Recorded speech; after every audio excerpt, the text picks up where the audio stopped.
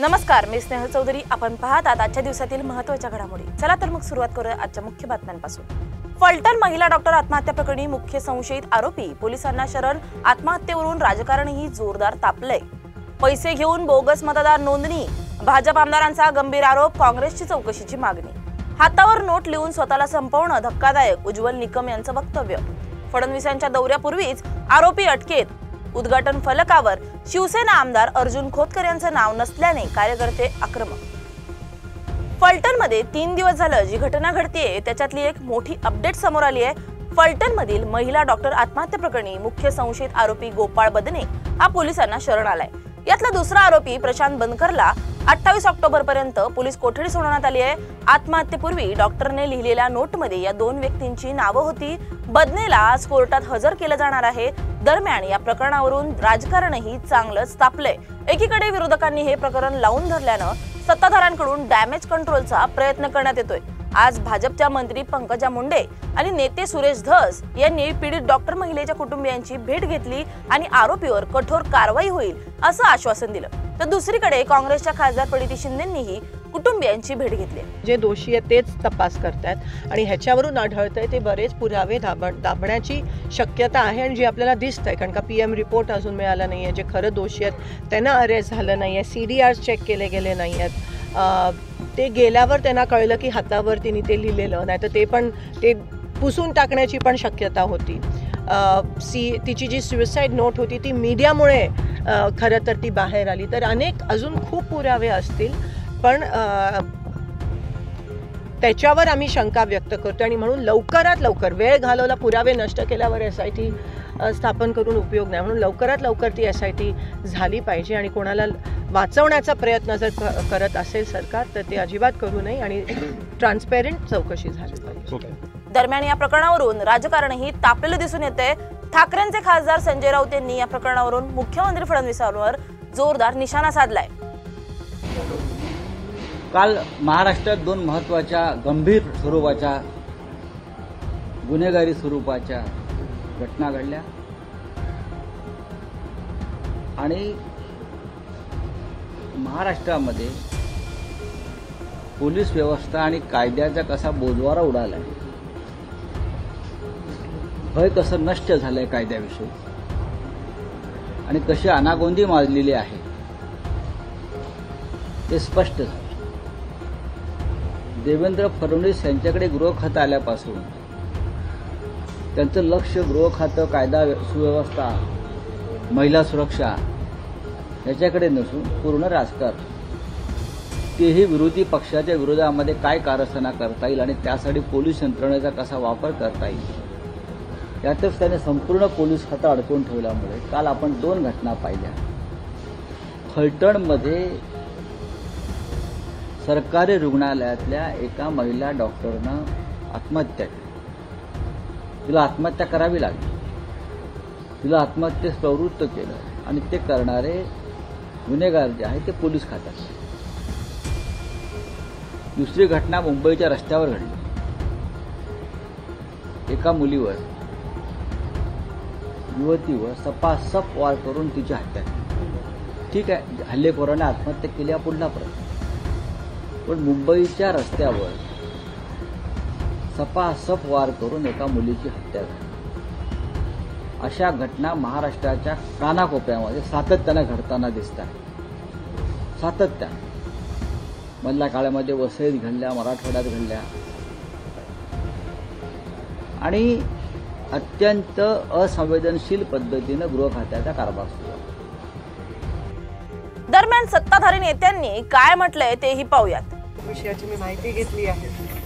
इथे त्यांचे चुलत भाऊ होते, त्यांनी तेही डॉक्टर आहे, मला त्यांनी डिटेल माहिती दिलेली आहे. आणि माझ्या हातात काही जुन्या तिच्या कंप्लेंट्स आहेत. ती एक डॉक्टर मुलगी होती, शेती करून मजुरी करून खाणारी. तिच्या आई वडिलांची काही परिस्थिती नाही मुलीला डॉक्टर करायची, पण ती हुशार होती, ती डॉक्टर झाली. आणि तिथल्या सिस्टीमच्या विषयामध्ये ती वेळोवेळी विषय मांडत होती. अन्याय होतोय, हे चूक होते हे ती लेखी सांगत होती. म्हणजे ती निर्भीड पण होती. तर अशा मुलीवर ही वेळ का आली असावी आणि त्यामध्ये कोण जबाबदार आहे, तिच्यावर ही वेळ आणण्यामध्ये किंवा आणखी काय घडलंय याची चौकशी डिटेल झाली पाहिजे, फास्ट झाली पाहिजे हा आग्रह माझा असेल. मी स्वतः मुख्यमंत्र्यांना मंगळवारी भेटणार आहे आणि मी त्यांना या विषयामध्ये वरिष्ठ अधिकाऱ्यांकडून यांची चौकशी लावावी आणि या कारण याच्यामध्ये तिने जे कंप्लेंट केल्यात, नावं दिलेत, त्याच्यात पोलीस प्रशासनातील नाव आहे, त्याच्यामध्ये तिच्या फील्डमध्ये काम करणाऱ्या वरिष्ठ डॉक्टरांचे नाव आहेत आणि या तक्रार जुन्या आहेत काही. तर या सगळ्याचा विचार करताना एक क्लास 1 डॉक्टर ऑफिसर आत्महत्या करते, हातावर तिच्या नोट सापडते आणि ती दुसऱ्या अधिकाऱ्यांच्या, प्रशासकीय अधिकाऱ्यांचं नाव घेत आहे, हा गंभीर विषय आहे. मी स्वतः आदरणीय देवेंद्रजी फडणवीस यांना भेटणार आहे, बोलणार आहे. वरिष्ठ अधिकाऱ्याकडनं निपक्षपातीपणे याची चौकशी झाली पाहिजे. कोणाही पाठीशी घालतंय असं जराही परिवाराला आणि लोकांना वाटलं नाही पाहिजे असा आग्रह मी धरणार आहे आणि पूर्णपणे संपदाला न्याय मिळेपर्यंत मी स्वस्थ बसणार. आमचे इथलं आल्याच्या नंतर लक्षात आलं की कुटुंबियाला अजून काही सप्लिमेंटरी म्हणजे पुरवणी जबाब त्या ठिकाणी द्यायचे आहेत. तर त्या मला वाटतं सातारच्या पोलिसांनी तिकडे बोलू नये, त्याच्याऐवजी पोलिसांनी इकडे येऊन त्यांचे जबाब घ्यावेत आणि जबाब घेतल्याच्या नंतर मग परंतु आग्रही मागणी आमची ही आहे की SIT याच्यामध्ये झाली पाहिजे आणि आमच्या मुलीला न्याय त्या ठिकाणी मिळाला पाहिजे.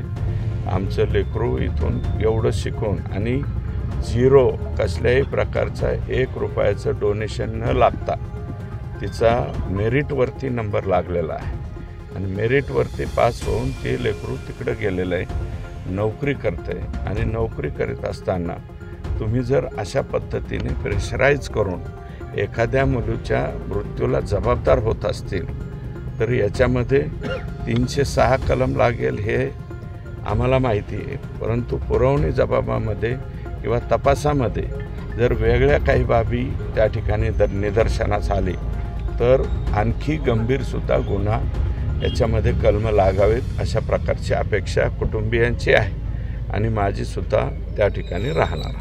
वळूयात पुढच्या बातमीकडे. मुंबईत हातावर नोट लिहून स्वतःला संपवणं धक्कादायक. उज्ज्वल निकम यांचं वक्तव्य. स्वतःच्या हातावर नोट लिहून स्वतःला संपवणं धक्कादायक असल्याचं राज्यसभा खासदार उज्ज्वल निकम यांनी म्हटलंय. एका वैद्यकीय अधिकाऱ्याने आत्महत्या करणं दुर्दैवी आहे. तपास योग्यरित्या सुरू असून मुख्यमंत्र्यांनी तात्काळ दखल घेत अधिकाऱ्यांना निलंबित केलं असल्याचंही उज्ज्वल निकम यांनी म्हटलंय. नवी मुंबई येथे पैसे घेऊन बोगस मतदार नोंदणी. भाजप आमदाराचा गंभीर आरोप. काँग्रेसची चौकशीची मागणी. राज्य निवडणूक विभागातील अधिकाऱ्यांवर बेलापूर विधानसभेच्या भाजप आमदार मंदा म्हात्रे यांनी गंभीर आरोप केलाय.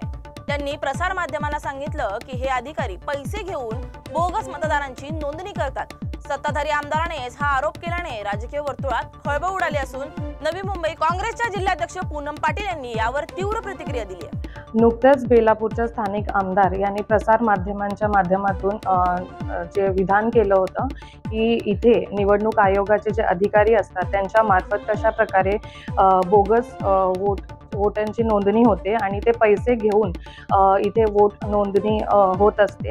तर हे स्टेटमेंट नक्कीच निवडणूक आयोगाने त्याची दखल घ्यायला पाहिजे. कारण आता आपण बघितलं की 2 महिन्यापूर्वीच राहुलजींनी संपूर्ण देशामध्ये प्रेस कॉन्फरन्स घेऊन विथ प्रूफ त्यांनी संपूर्ण माहिती देशाला दिलेली आहे की कशा प्रकारे संपूर्ण भारत देशामध्ये वोट चोरी होते आणि कशा प्रकारे दुबार वोट त्यांनी ॲड केलेले आहेत आणि जे रिअल वोटर्स आहेत त्यांना डिलीट करण्यात आलेलं आहे. तर या सगळ्या जे स्टेटमेंट्स राहुलजींनी केले होते त्याच अनुषंगाने आज स्थानिक आमदार आहेत त्यांनी देखील हे स्टेटमेंट दिलेलं आहे. त्याच्यामधून सकारात्मकता येते कारण त्यांनी त्यांच्या या स्टेटमेंटने समजून येतो की राहुलजींनी जे स्टेटमेंट्स जे एलिगेशन्स केले होते ते खरोखर आहेत आणि ह्याची दखल जे आपले रिस्पेक्टेड हायकोर्ट आहे त्यांनी ह्याच्यामध्ये सुमोटो ॲक्शन घेऊन ज्युडिशरी जी इन्क्वायरी आहे त्याचे इम्प्लिमेंट करायला पाहिजे.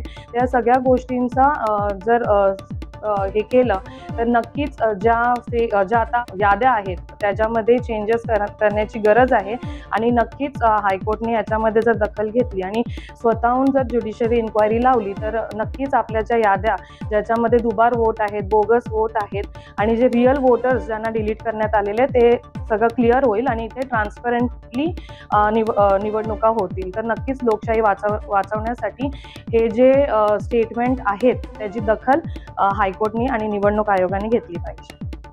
फडणवीसांच्या दौऱ्यापूर्वीच आरोपी अटकेत. मुख्यमंत्री देवेंद्र फडणवीस आज फलटणच्या दौऱ्यावर आहेत. दरम्यान महिला डॉक्टर आत्महत्या प्रकरणी PSI गोपाळ बदने पोलिसात स्वतःहून हजर झालाय. त्याला पुन्हा मेडिकल तपासणीसाठी सातारा येथील क्रांतिसिंह नाना पाटील जिल्हा रुग्णालयात नेण्यात आलंय.